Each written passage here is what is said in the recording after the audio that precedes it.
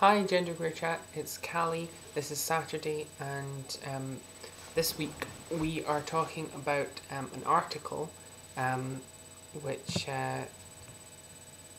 which is written by Leila Janelle, and it's called Femme, Homme, um, which okay, so, and the reason we're talking about this article is because you know, depictions of and representations of genderqueer people are not the easiest things to find, especially in other media, because there's genderqueer blogs and stuff, and there's things on the internet like GenderqueerChat which are devoted to genderqueerness, but doesn't seem to filter that well into non-genderqueer media and newspapers in the real world and that sort of thing. So, it's got my cup of tea while I make a video. I like this article, and I liked having the opportunity to read about a genderqueer person. One thing I particularly liked about it was that this is from the point of view of someone who is what we might call a trans feminine genderqueer person, like someone who was socialized male, but is moving that direction along the spectrum. Whereas a lot of genderqueer people who do have covered, it seems to me, from my perspective, that there's more kind of coverage in writing about and by genderqueer people who are trans masculine than trans feminine. So that's cool. And as such, I identified with a lot of the things that Leila Janelle was saying. For instance, she was talking about wearing skirts, and she said at one point, the part of me that's a woman says, when I put on a dress, says, "What are you doing? You're a man." And when I put on khakis and a dress shirt, the part of me that's the other part of me says, "What are you doing?" or "This is boring, where's the woman?" And I can identify with both those feelings, but the kind of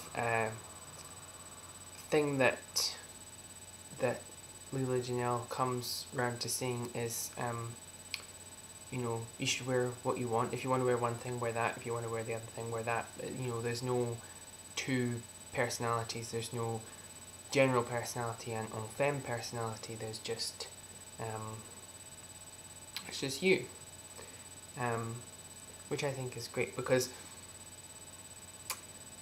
I never really had a stage where I had like my usual personality and my femme personality. I just, from the very start of being genderqueer and presenting the way I do, I would just, it was always like constant, like pretty much at the same time, but there are levels,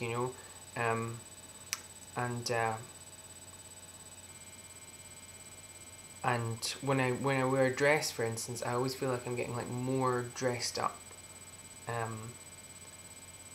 mean, that feeling diminishes the more often I do it, but when I wear a dress, I do feel like I'm getting more. I'm kind of putting myself into another different personality.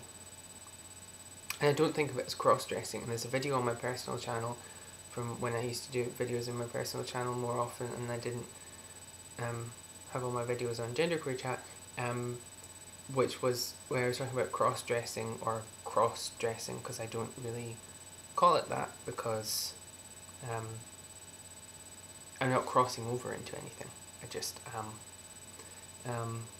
And it's always great to read things like this and have your kind of position solidified and think, actually, it's not just me who thinks this, it's other people too.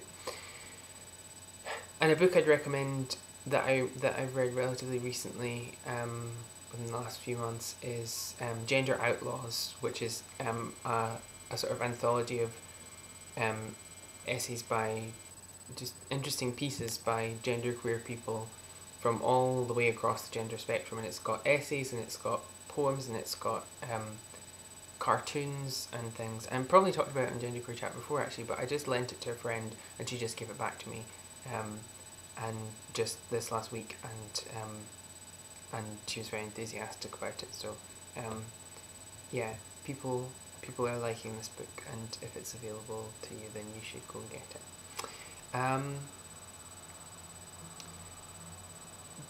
And there's a recipe for vegan curry in there, which I'm dying to try. So back to the article that we're actually talking about. So yeah, it was very affirming to read it, and the fact that it appeared in what I get the impression is like a kind of queer or LGBT newspaper, rather than just a genderqueer specific newspaper. I may be wrong about that, and I'll probably check my facts before I upload that. But if that is the case, as I think it is, then you know, that's good, because even within kind of queer media, genderqueerness doesn't get that big of a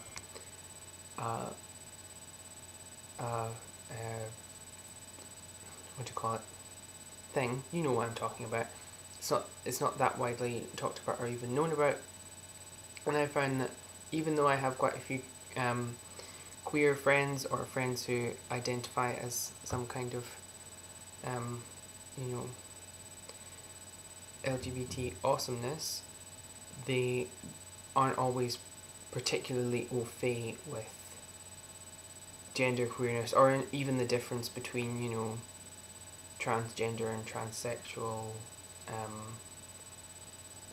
sex and gender difference, and how that relates to transness and gender presentation. And one tries to you know, educate people, and just kind of by virtue of being, but it's nice to know that this is something which is being done by other people. So I think I'll stop there. Please do read the article, and yes, I hope everyone's well, and I will see you all next week. Okay, bye.